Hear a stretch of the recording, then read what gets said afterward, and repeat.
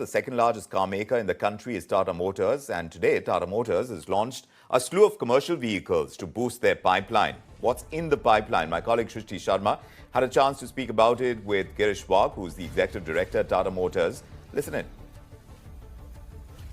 strongly believe that the upcycle has started from the last year. So we should have a few good years ahead of us with the government push on infrastructure.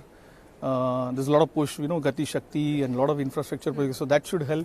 I think the consumption also seems to be on the rise. So that is also helping the last mile distribution. So overall, we feel with the indicators, various indicators today, the commercial vehicle industry should actually continue this upcycle for some time.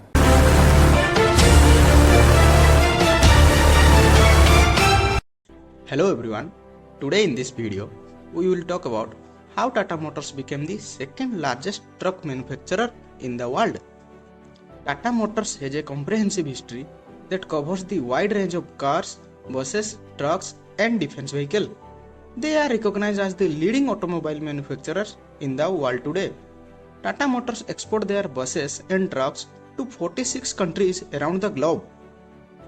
Founded by Jamshedji Tata in the year 1868, the company started to manufacture road dumpers, locomotive engines and chassis for trucks.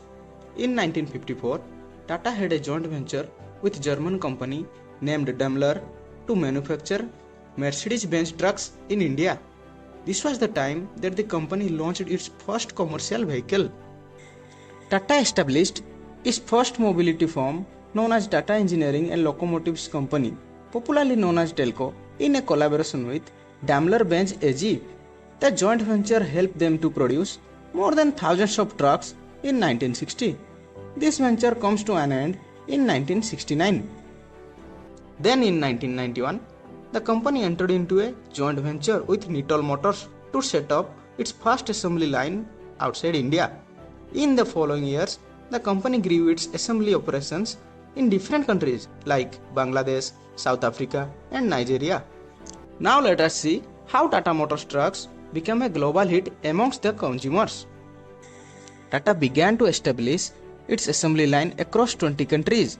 This was the huge achievement for India as well as to the automotive world. Then in 1986, the company launched its most successful truck 407 that shattered Indo-Japanese competitors like Eicher Mitsubishi, DCM Toyota, Swaraj Mazda and Alloy Nissan too. Then this truck made Tata Motors a star. The truck alone exported to various countries like Vietnam, Africa, Senegal, Ukraine, Jakarta and Tunisia. Soon they became as one of the Asia's biggest truck manufacturer company. With the presence of over 70 countries, Tata soon acquires 30% share in the commercial vehicle segment. This was the first time Tata acquires stakes in commercial automotive world globally. Tata Motors was the first Indian truck company listed on New York Stock Exchange in the year 2004 for $9 and the stock made a high of $51.80 in the year 2015. Now Tata Motors stock has been listed on various stock exchanges in the world.